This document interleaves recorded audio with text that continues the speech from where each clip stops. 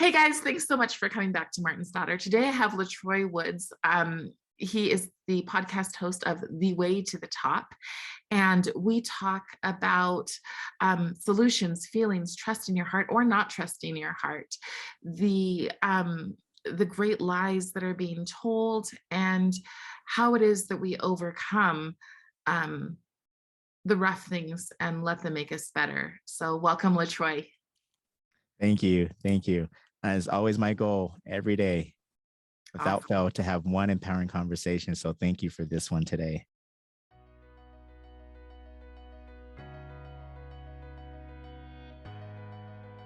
We met because you came to the Blexit event. And was that the first time you'd ever heard of Blexit? It's not. I've known Jamie and John, those guys, for a while. And, I do like it. People actively coming together, different lifestyles, different cultures coming together to find a common ground to bring solution to something. Yeah, I was just on my way here. I'm a little bit addicted to my Facebook, which I wish I wasn't, but it is what it is. And I saw something about Juneteenth ice cream. Walmart having ice cream for Juneteenth. Okay, so from their perspective, they think they're doing a great thing having ice cream, which is kind of weird. But the people are blowing up. This is not enough. We want more. How dare they? It should be Black-owned company. And I'm just like, what are your thoughts on that? Because I'm trying to process, and I've realized in moving to Utah that there's far more kind of a segregated attitude than I've ever actually experienced in my life. Do you feel that way? And are you even from Utah? I'm not from Utah, so this is actually a great question, because one of my first adverse memories when I came here was when I was about 14, 15. We moved here in the late 80s. My dad was in the Army. He got stationed at the DDO when it was an active base still. And the community that we first moved in when we first got here, we must have been one of the few Black families that were there. But growing up in the Army and moving every 2 to 4 years really taught me a lot of things, because we grew up around a lot of different cultures. So I really began to look at people, even when there was racism or there were things that were uncommon between different groups. I began to see people as people because of all the different communities that we began to live in. And so for me, approaching these things when we first got here, shortly after that, as I became a teenager, I had an experience with the police where I was walking down the street. It was probably fall time, early winter, and I was looking to get an application, and I see all these police officers driving by with their lights on. And so my curiosity piqued, and like, what's going on? Somebody must really be in trouble right now. Well, they end up circling and coming back, and all of them end up surrounding me. And so this stubborn teenager that I was like, what's going on? And they're all have their guns on me at this point and asking me to put my hands up. And I'm like, I'm not going to put my hands up until you tell me what I've done first.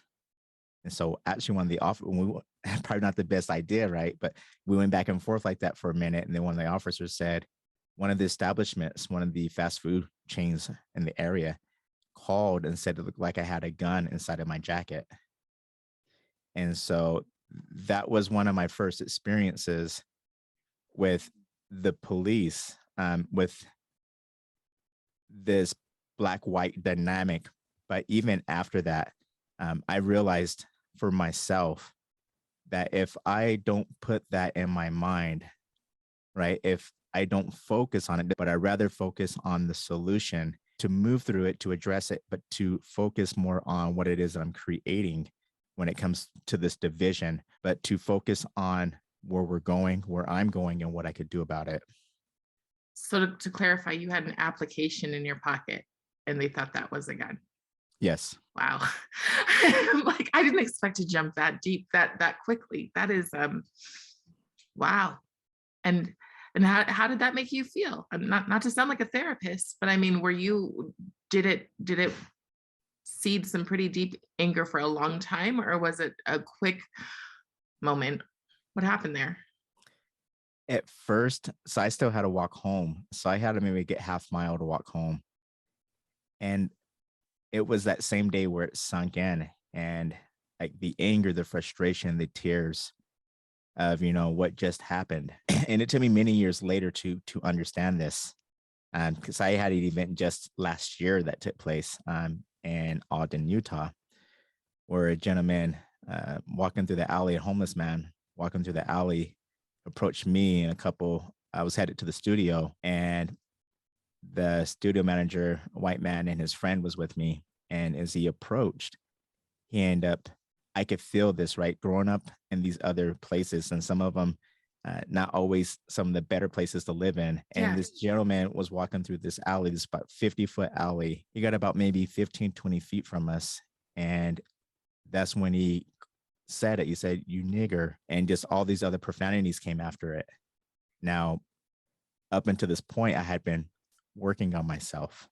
I've been learning about what's in my heart and what's in my mind. I realized what was coming out of him was his stuff and actually had nothing to do with me. In my mind, I told myself the best thing I could do for him, because there's nothing right now that would create a win-win situation between us other than me just leaving him alone and walking away. Now, the gentleman that was with me, the white man, he had a hard time with this situation because he felt like he needed to defend me. But to understand the nature, I believe we're having people issues in our country, not situational or circumstantial, but people problems. But it starts at home first, which is right here and up here. And until we understand that, we can lead ourselves. We can understand the nature of the mind and the walls we put around our hearts. This is going to be the solution, I believe, to these conversations that we're having like this. Right. I'm glad that we're having these conversations. The first thing I'm thinking about is I was recently in Washington, D.C., and I saw the memorial for Vietnam, and they had a Black man and a white man and maybe an Asian, maybe a Hispanic man in the statue. And it's a really powerful statue. And I just realized, you know what? These people in this situation, they're brothers. They're there to protect each other. And the color of their skin or who their bloodline comes from doesn't matter. And I feel like you and I have something in common in that. And I don't think that we have everything in common, but I think we have something in common in that, at least for a certain amount of our lives, we didn't see the world the way that we're being forced to see it today. So for you, that changed at 15. For me, that only changed 2 years ago. But the military seems to me one of the best places to end racism. And now they're bringing a lot of the, I don't know if you refer to it as this, but I refer to it as the woke ideology, the divisiveness, we're not actually all and we need to be in these categories. And I'm like, but the military seems like the best place when you are working for such a strong cause, when you are working to protect a nation, and when you need to stay alive. Seems to me like color doesn't really matter. It doesn't really fit the equation. And then we get into this, and it is there. But I do also believe that I don't know what you think about the whole systemic issue. To me, I think it is more of a people issue. I think if a person has a problem and is a racist, they should go into a corner and fix their stuff. I don't think that every person, the people who grew up the way that you did before you were 15 and the way that I did before I was some age, but I don't think that every single person should have to have that, because it is a crushing experience. I'm just looking at you with your cap on backwards, and I'm seeing the 15-year-old and I'm just like, what a horrible, horrible thing to have to I think for me, it came down to understanding myself. The model that I was given to live by, first it was given to me, and then I took it on as my own, and in a sense signed that contract that this is the way the world is supposed to be around me. And this happened when you were 15. That's like, this is what you mean by the model, because it wasn't the model you were given as a child. Yes. Okay. Yes. I was never taught first as a male. I didn't realize I was looking for something. So my storytelling happened in my youth, in my teenage years. That being one of the events. In retrospect, as I go back and look at it, the big event for me was my parents' divorce. This is the trauma, the soul wound for me that began my storytelling and my lies. I didn't realize that not only as a Black man, but as a man, as a human being, that we always have a choice, right? I had always reacted. I didn't think that things were possible for me, that I had to do things a certain way. And when I began to realize that that's wrong, I don't win, and other people around me don't win. When I'm in that model, one, I don't need permission for other people. I don't need validation from other people to be the person I want to be. And that's the great thing about being in this nation that we live in called the US, right? It's choice. And it's always in our back pocket. We always have it, but we don't exercise it all the time. Right? It's the thing that changed my family, but I had to learn to lead myself. Right. Yeah, I recently did an interview with Adam Coleman, and that's what he said, is that African Americans are oftentimes not told to lead themselves. They're oftentimes, we lift up leaders. We lift up leaders, we lift up advisors who tell us what's good for us, or our levels of oppression, or the things that we'll never ever be able to achieve. Oftentimes those leaders are people who have achieved. And you sit there going, you're telling me that I can't ever buy a home, I can't ever go to school, I can never do these things, but yet you've done all of these things. So why do you think that narrative is out there? One thing I learned in university, and it was my biggest takeaway, my psychology professor told me, just because I'm your teacher, because I'm teaching this class, because I'm in a position of authority to teach you, doesn't mean what I'm telling you is true. To do your own due diligence and to go out there and find the truth in a world that so much untruth is inside of. Do your research, find out where the source is coming from. And that stuck with me. I didn't realize that everything's happening inside of here first, in my mind, the construct of my mind and what's inside of there. And whatever's inside of a person has no choice but to come out. And you can see this going on in the nation. You can see this happen in the world, in our communities, and our own homes, and with ourselves. Whatever seeds we plant with ourselves have no choice but to come out when we open our mouths. This is where it happens, is with the truth, which is the only constant that we actually have. So in terms of having real conversations, I am seeing signs that say, or like Instagram posts or whatever, that say, skin folk ain't kinfolk. And there are people who are like, for people like me who have a different voice than the traditional narrative, they say, don't listen to them. Don't even give us a seat at the table. And how do we have those conversations? How do you come to the place where you can have conversations with people that think differently than you, when before they even start, there's a wall there? This is a great starting point. I believe when we have conversations, they begin at surface level, and the longer you talk, right, the questions get better. Hopefully, right, the questions get better, Right. so that we can get better answers, better stuff coming from us.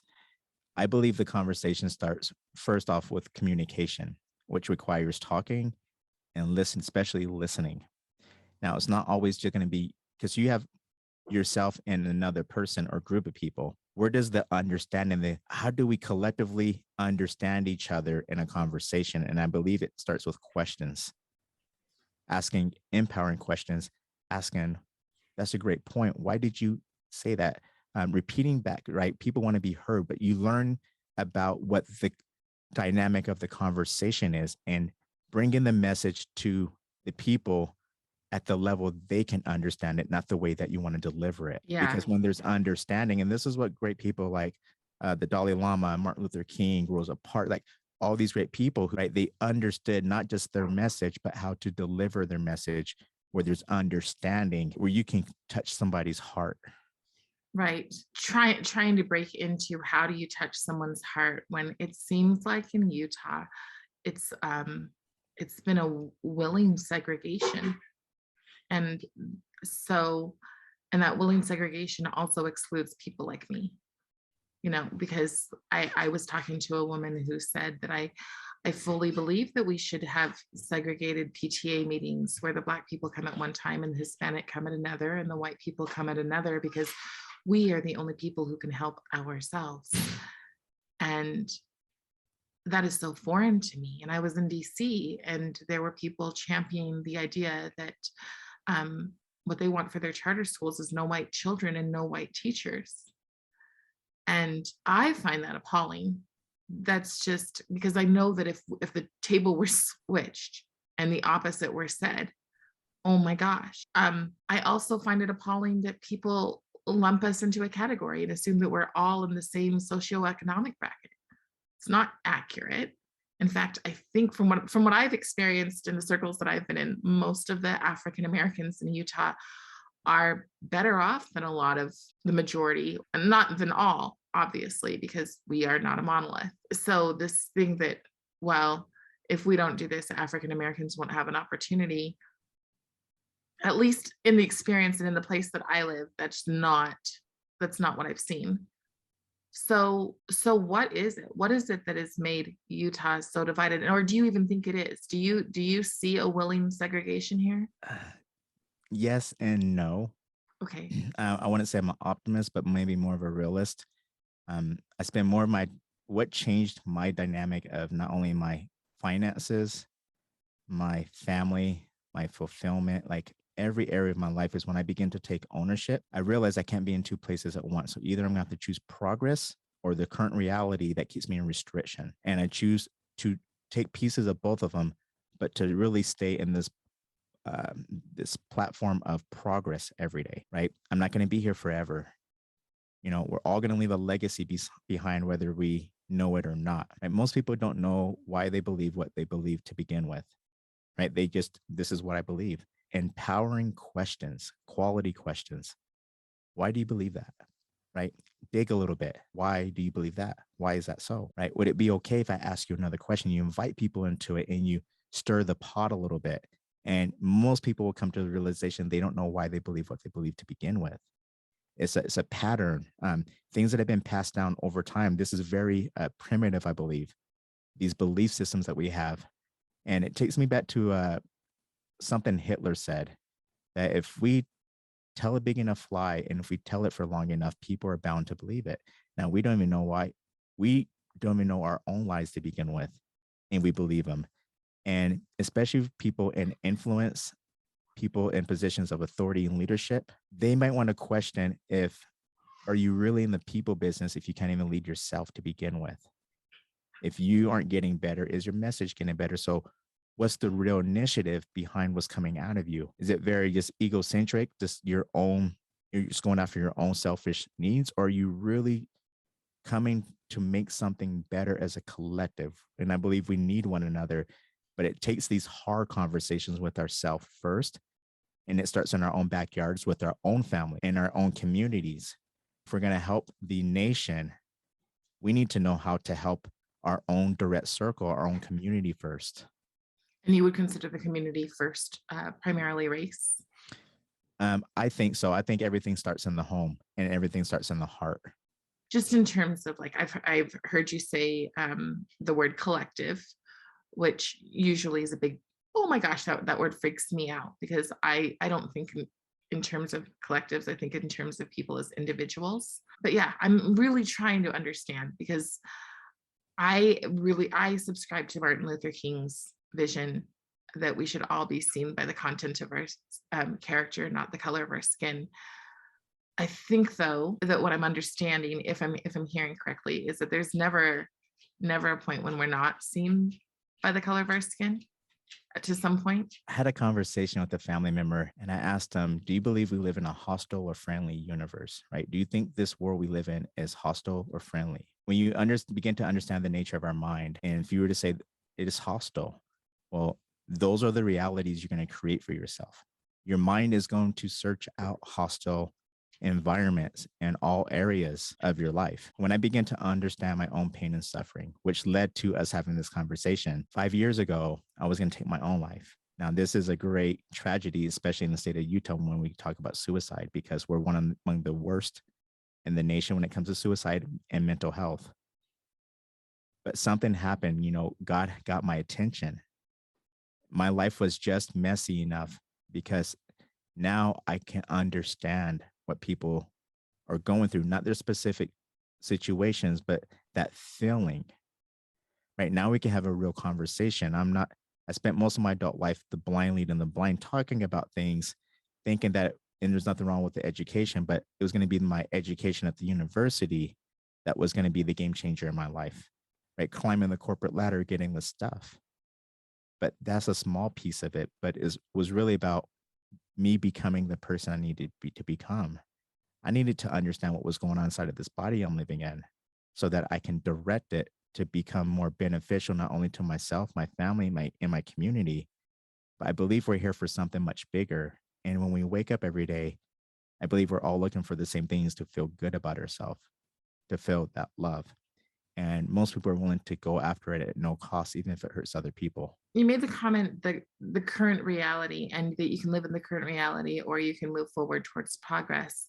So do you feel that the current reality is stacked against you? I don't. I feel this is what the world is doing, but that has nothing to do with what I'm doing. The life I was living, I was choosing all of it, right? Because we live in a nation where we have choice. And that was a really tough cookie to swallow, that my life was the way it was because I wanted it to be that way.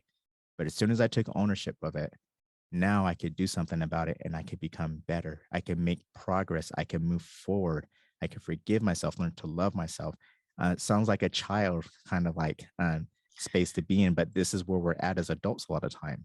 Yeah. No, I don't think it sounds like a child. I think it's I think that people get told to think about the collective, the collective, the collective.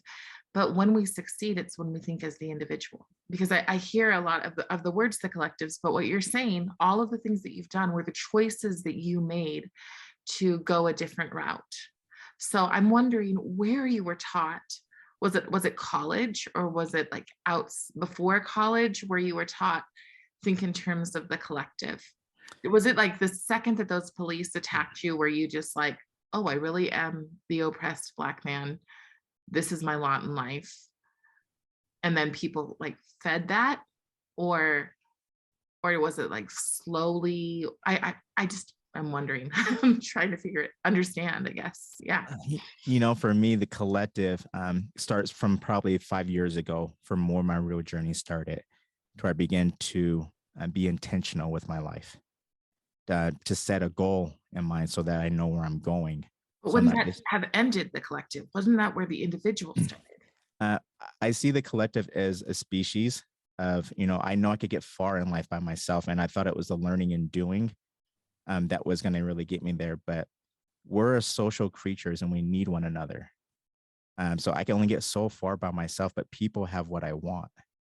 And so until I could create win-win situations, right, in my relationships with my children, with my wife, with my church, my work, until I could create those win-win situations where we all win, this is where I'll progress even further as a human being and I can bring more value because I can only get so, because I don't know everything, right? There's so much I don't know. And I'm going to need other people with their skill sets and the things that have helped them grow. And that's what for me, that's what the collective is there's a lot I could do by myself, but I'm going to need so many other people, great people who are moving forward and making progress, to surround myself. There are people who are stretching me and growing me so that I can become better. And it's a very humbling process to say, I don't know, or I am wrong, or I need your help. And so again, you're talking about self. And so when I hear collective, I'm here, I think of, because I'm steeped into the whole critical race stuff that's going on. And the collective is usually like we all need to be exactly the same.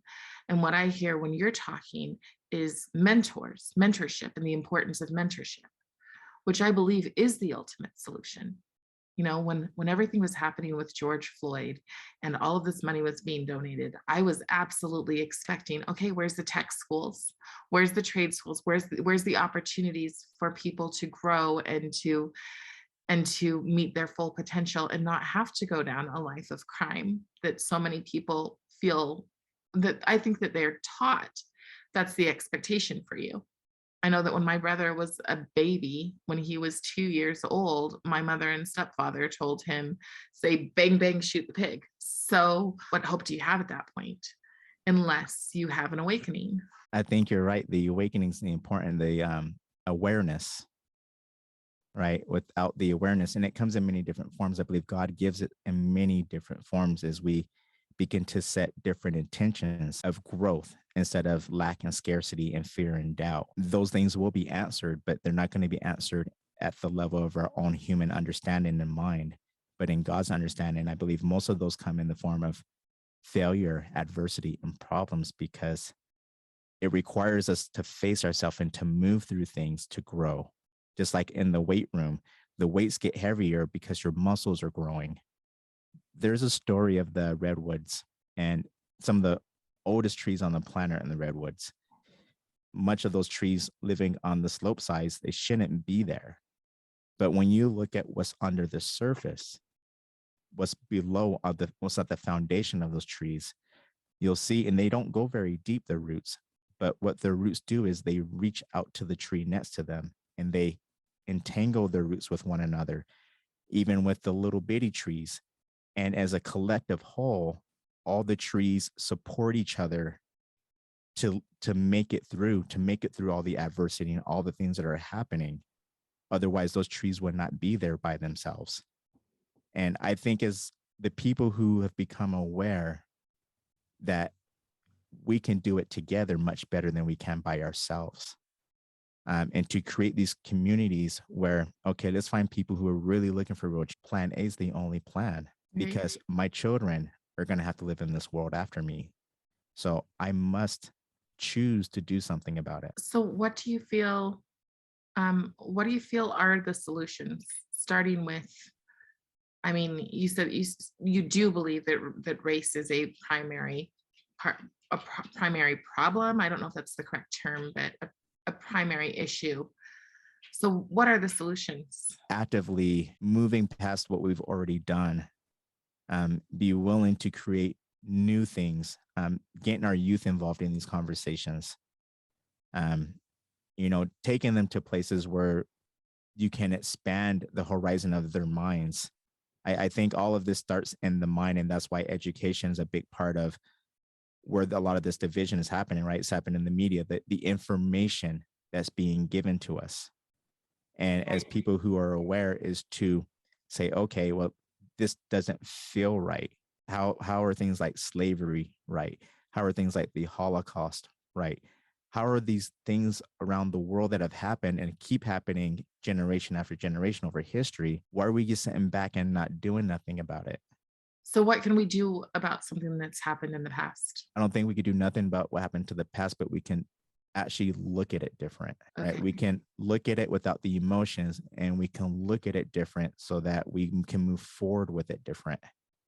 So like for me, slavery wasn't something I actually went through myself as far as the initial impact of when it happened, right? But I can look at it and not take my emotion of what happened back then and find the good in it, right? I'm going to choose to find the good in the things, because otherwise my mind's going to go to the very opposite, because the human nature likes to go to that other place very often, Yes, right? but So hurts what you. is the goodness? What is the goodness that you have found in slavery?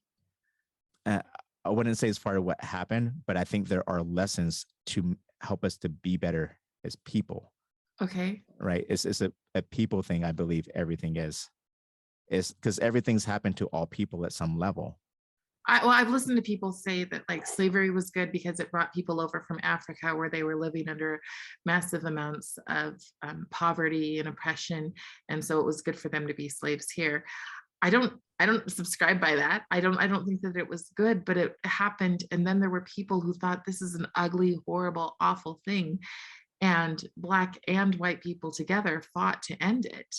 So I feel like that's the lesson that should be taught. Instead, we have people um, that are just rehashing that story over and over and over again.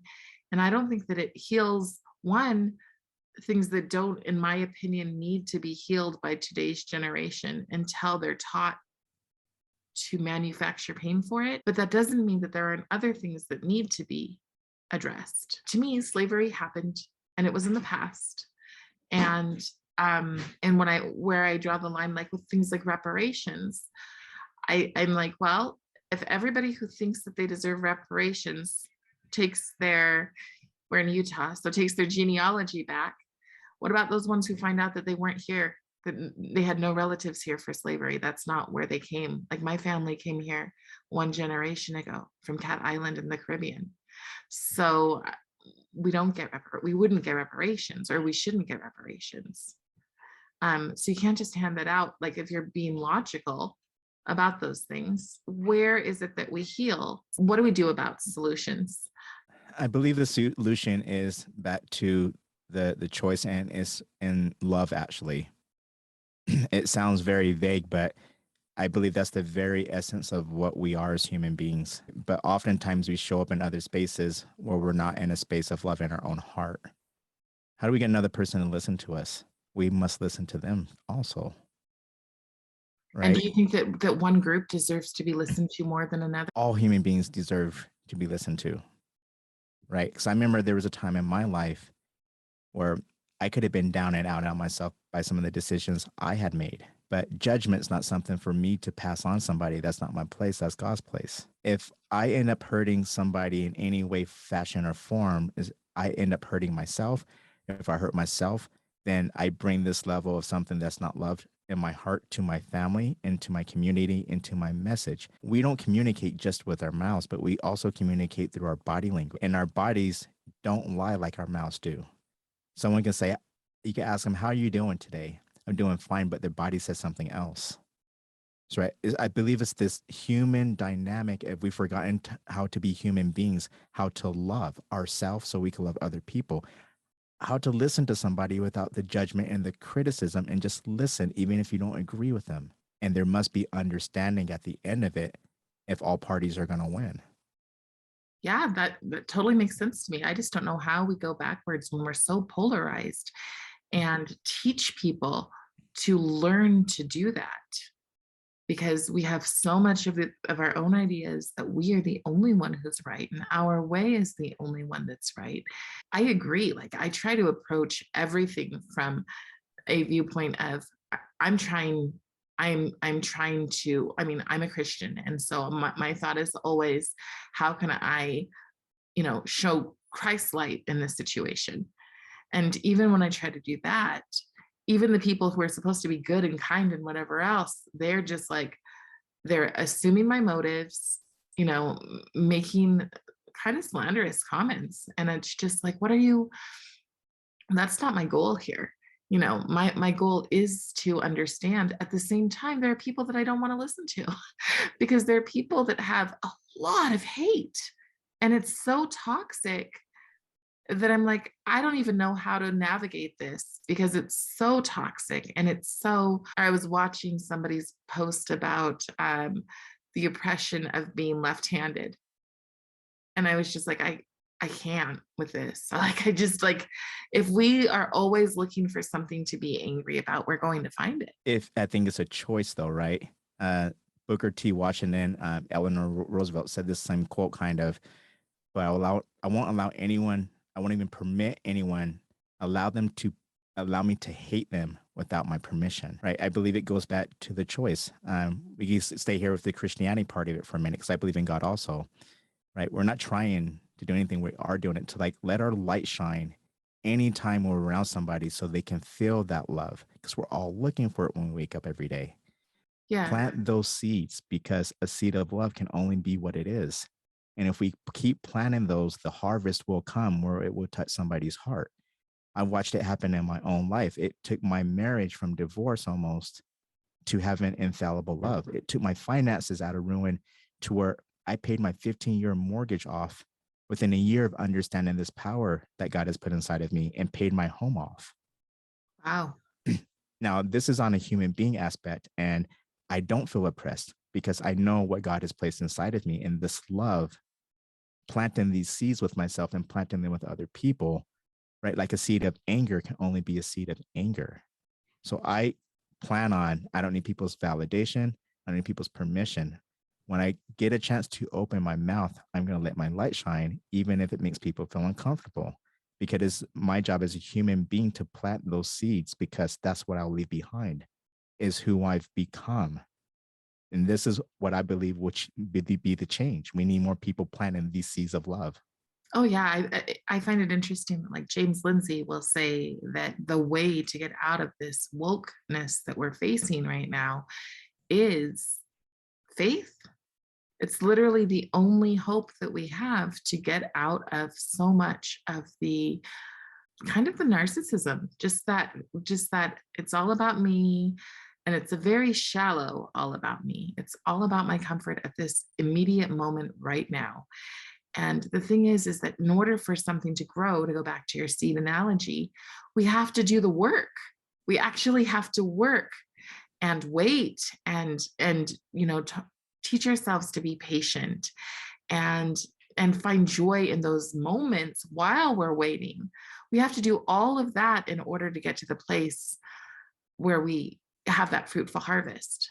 I just am trying so hard to find those solutions. That's what I want to be known for. I want to be the solutions girl. And my thought is, okay, so we mentor, we teach our kids to read, we hold them to a higher standard, but we don't just hold Black kids to a higher standard, we hold all children to a higher standard, because all children are part of that universe, right?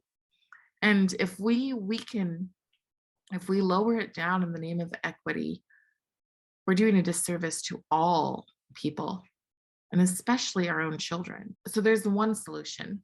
But like, how did you come to the place, or did you come to a place where you could forgive those police officers? It was forgiving myself, allowing myself to go through those emotions and those feelings, and allow myself to forgive myself by stopping myself from living. It had nothing to do with them, because I chose to feel that way. Right? They did those things. But you didn't do anything wrong in order to need to be forgiven, and that's where like you didn't do anything wrong by walking down the street with an application in your pocket. No. And, at that time, my conversation is different than it is now. But as I look back on it, the stuff that came out of them was their stuff. Right. And I have zero control over other people. I have influence at best. Right. Right. So if I allow myself to go to their level, in a sense, they become my master, because they changed me. And were they hateful when they came out, or were they more like, were they just doing their, as from the perspective that you're in now, do you feel that they were just doing their job, or were they bullying? Were they racist? It was a little bit of both. Okay. And I had to forgive myself so I could set myself free from that situation, so I could look at it different. Otherwise, I would hold on to that, right, and become the very thing that I didn't want to become. And I would pass that on to my own children. Yeah. So, I learned through this practice of forgiveness, even look at the word forgiving, is for myself. And then for me to set your heart free, so you don't put those walls around your heart. Right. Yeah. It had nothing to do with him. I felt it was God's divine intervention, all these situations in my life, to show me a better part of myself, going to require a little bit more character building growth. That, okay, these situations over my entire life have made me stronger. The adversity made me stronger. And I choose to stay in that space, because I'm not going to be here forever. And I want to pass along hope.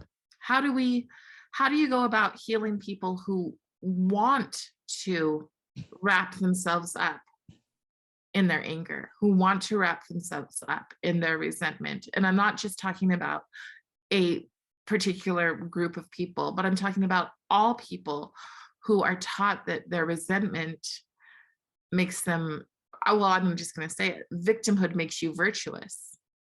So how do you heal people? How do you get people to walk across to the other side and to go, no, your choices can set you free. Your choices can shackle you, or they can set you free.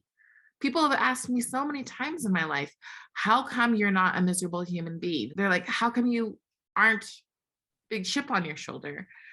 And the reason why is because it's not good for me. Maybe that makes me selfish, but I'm like, I want to be a joyful human being. I want to live my life in a way that I'm not just constantly miserable. And it seems to me that we're throwing that on people and telling them being miserable is the best way to be brave. It's a lie.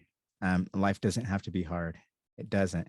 What's going on inside of them, right? Thoughts aren't facts. It is. It's always a choice. And that phrase, nothing's happening to you but what you're choosing. And I sometimes take this back to the genesis of all things, the genesis of in the Bible, right? It goes back to this conversation, not so much who are we, but what are we, which is, I believe, is love. Now, when we're around other human beings, how often are we building people up, making them feel good about themselves, learning to be a human being, right? Build people up. Everybody's looking to feel good about themselves, right? They're just not finding the best way to do it. The external thinking only bring pleasure to the flesh for just a little bit of time. Right. But the heart comes from the spirit. And if we feed that, if a person feels good about themselves, if they confide in themselves and God, they feel better. Their confidence raises, right? They make better decisions when you feel good about yourself. Something even simple as dressing nice, positive affirmation, having goals. It makes you feel good about yourself. And when you're in that space, you learn how to win. And I think winning is something that we do all of the time, not just some of the time. And we're not taught that. Why? Why aren't we taught that? Because I believe people don't have awareness, right? What I believe is what I believe, and that's the truth. But how's that serving your life? Is your life getting better with these beliefs? Is it possible that you can maybe look at this at a different eye?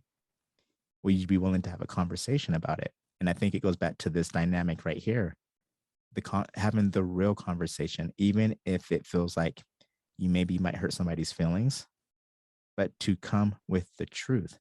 Because if you're not in the truth, then that means you're in the lie. The truth is the only thing that's always going to stand the test of time. Right. And that's a tricky place because right now we're looking at a time when your truth is different than the truth.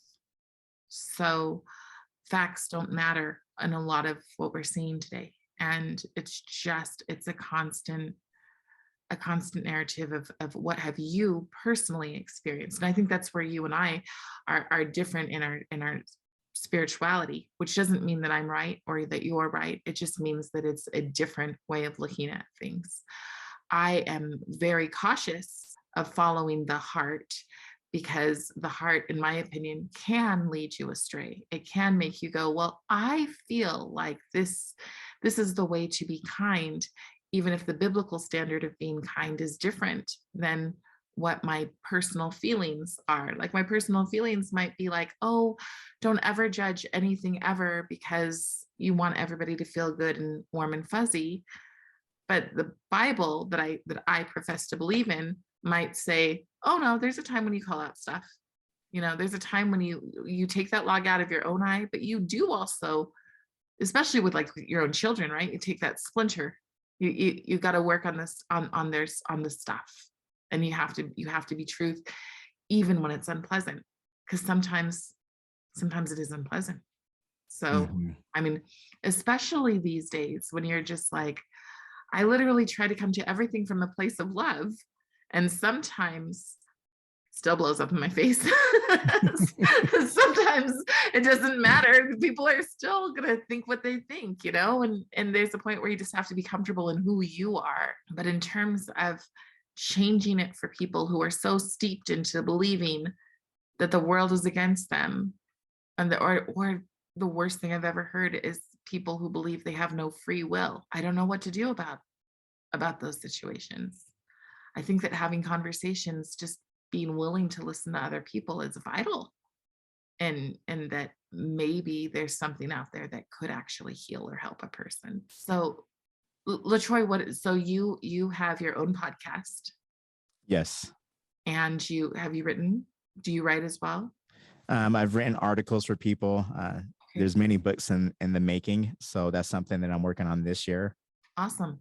The one thing that's really changed my life, I would have to say, is the adversity, the pain, and the failure.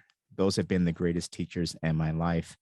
And this is a quote that really, couple that really sat with me. One being, we marry our unfinished business. And also that the worst thing we could do for our loved ones is to try to reduce their pain. pain is very valuable. Christ went through pain. When you look at the word passion, the suffering of Christ on the cross, the pain, the agony that Christ suffered. Pain is very valuable when you understand that there's a prize on the other side. And I think through that process, we face ourselves. And so that's something that I bring to all my conversations, is that dynamic. Would you be willing to face yourself through some hard conversation? Because this is where we understand what's going on in our heart more, right? Because the heart's not always telling the truth, and neither is the mind, but to have understanding in all things that we do is more important than anything else. Yeah.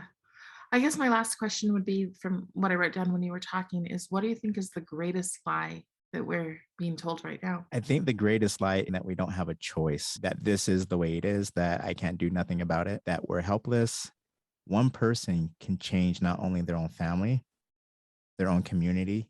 We've seen it over the history of time, how one person can change a whole continent, if not even the world. And to believe that you have that potential inside of you, that the power of one choice every day, it's like a baby taking a brand new step, falls down, picks itself back up, and it doesn't look behind it and focus on the problem, but it sees something in front of it that it must get to. That choice to take that new step every day to create something better, not only for yourself, but for everybody else moving forward. Yeah, I definitely agree with that. I don't think that we should ever hide where we've come from. Because it makes us who we are, and we are here, I believe, for a reason. So I'm really grateful that you're doing this work and speaking out and doing what you can to heal people. So Can I ask you a question? Yeah, absolutely. Go ahead. What is the impact you're looking to have while you're here in your lifetime? What is the impact that you want to have? I want my life to be, like you were talking about, like a legacy. Okay, I don't see a legacy in having a big, beautiful home or fancy vacations. I see it in letting people know that they matter, and also in leading them towards the light. I cannot deny today. I was agnostic for many years in my life. And I cannot deny today, when I look at the world, that the Bible is true. So I feel like my job in life right now is to lead people towards the light of truth in a world that is ever more embracing insanity and lies. I think I think most people who are pursuing greatness have a lot more in common than we think we do. Yeah, I agree. Well, thank you so much for coming on, and I will edit this and get it up as soon as I can. The very latest will be this weekend, but I very well might get it done today. So it just depends on life. I really appreciate you taking the time. Thank you so much.